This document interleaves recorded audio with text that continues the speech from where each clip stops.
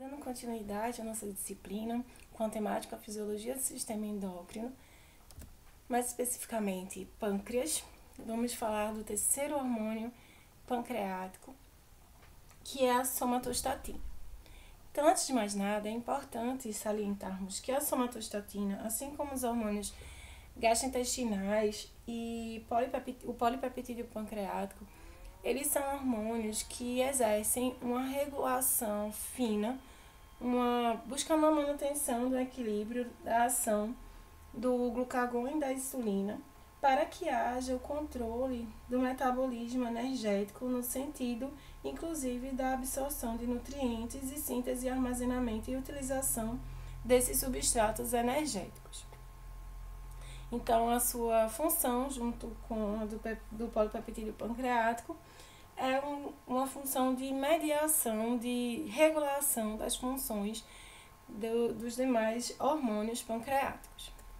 Então, a somatostatina, como todos os hormônios pancreáticos, é um hormônio do tipo polipeptídico, sintetizado pelas células D ou delta pancreáticas. Possuem receptores de membrana, por serem justamente hormônios com essa estrutura química, e são diferentes, né, da somatostatina hipotalâmica, por exemplo. Então, a sua estrutura ela tem uma variação.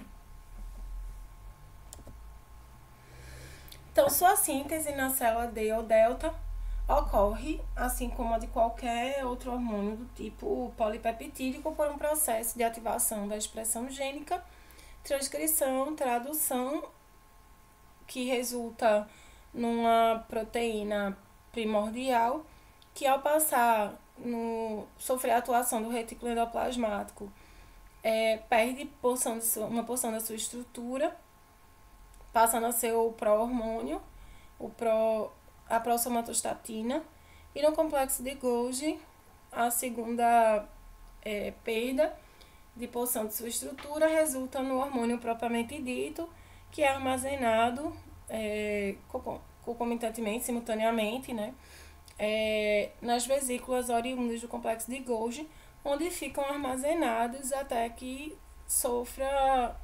a célula sofra um processo de excitação e ocorra a exocitose desse hormônio, o que depende também do influxo de cálcio, que faz com que essas vesículas migrem em direção à membrana plasmática, elas se fundam e haja o processo de exocitose propriamente dito. Então, como os demais hormônios pancreáticos, a sua síntese e secreção está ligada a fatores metabólicos, fatores hormonais e também a fatores neurais. A sua secreção ela é estimulada pelo aumento das concentrações circulantes de glicose, aminoácidos e ácidos graxos, em termos metabólicos. Isso indica um aumento de bastante evolução já no processo digestivo. Então, marca a fase final da digestão e da absorção, onde já temos uma grande concentração nesse indivíduo dos níveis circulantes de carboidratos, lipídios e aminoácidos. É por isso que, nesse caso, a somatostatina ela tenta controlar esses níveis de substratos energéticos no sentido de desfavorecer a absorção, a digestão e a absorção, consequentemente, e também a atuação de outros hormônios metabólicos. Então, uma das suas funções vai ser justamente, né, inibir esse processo de digestivo e também a atuação do glucagon, do polipeptídeo pancreático, da insulina e dele mesmo, da própria somatostatina. Também o glucagon, quando em altas concentrações circulantes, acaba estimulando a secreção da somatostatina, que por sua vez inibe a atuação do próprio glucagon. Isso é um mecanismo, novamente, de proteção, visto que nós já comentamos que a função do glucagon é a lise. Então, ele vai promover a lipólise, a gliconeogênese, a glicogenólise e, consequentemente, a liberação de grandes quantidades o aumento, né, da circulante dos níveis de ácidos graxos e de glicose. E isso vai ser um fator estimulador à ação da somatostatina, buscando justamente controlar esse efeito hiperglicêmico e também do aumento da circulação de lipídios. Então, é uma forma de manutenção de equilíbrio. Outro responsável por estimular a secreção da somatostatina são os hormônios gastrointestinais. Então, na fase inicial da digestão, nós temos bastante secreção de gastrina, de colecistocinina, de secretina, que vão favorecer o processo digestivo e, consequentemente, de absorção desses nutrientes, aumentando assim a circulação de carboidratos, lipídios e aminoácidos na corrente sanguínea, o que também são fatores estimulantes à somatostatina. Então, na evolução do processo digestivo, essa somatostatina é liberada, inclusive pela ação direta dos próprios hormônios gastrointestinais, para essa manutenção do equilíbrio, para que os níveis circulantes desses substratos energéticos não sejam exacerbados. E no caso da insulina, ela vai inibir a somatostatina, o que é necessário na fase inicial do processo digestivo para que ela consiga atuar realizando o armazenamento dos substratos energéticos advindos da dieta. Como fatores nervosos, temos uma certa variação na estimulação da secreção da somatostatina pelas células D ou delta.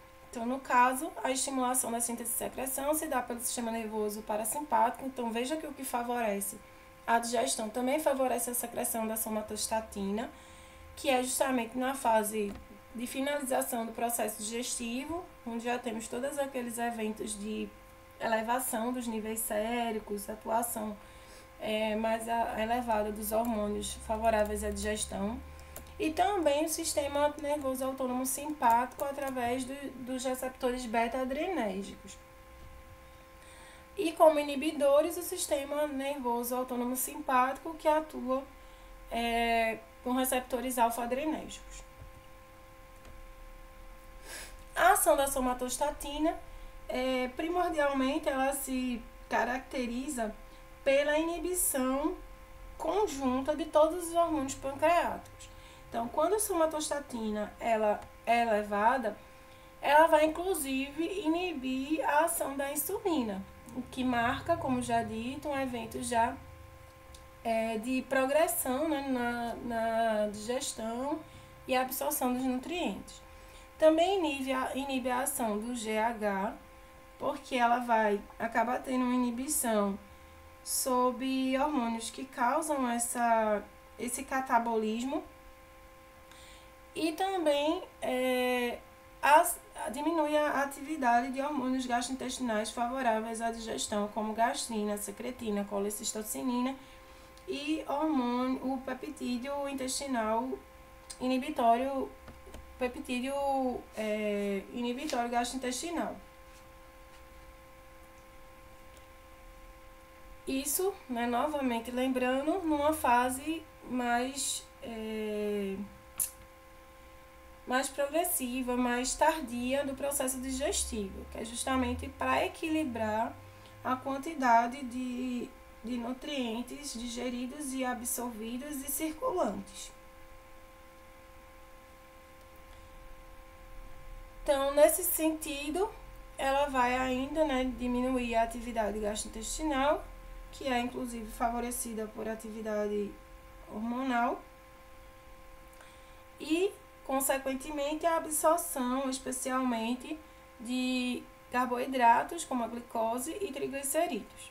E isso faz com que ela consiga manter um equilíbrio, fazer a regulação do metabolismo energético, manter um equilíbrio adequado desses substratos energéticos, inclusive através da absorção, né, dessa interferência sobre a absorção de nutrientes e a síntese, armazenamento e utilização de substratos energéticos, como já dito. Mais uma vez lembrando, todas as imagens utilizadas são oriundas do Google Imagem, não nos cabendo qualquer direito autoral e, portanto, não sendo permitido o compartilhamento, assim como baixar ou salvar as videoaulas. Essas devem ser acessadas única e exclusivamente através do sistema AVA. Obrigada, bons estudos e até a próxima!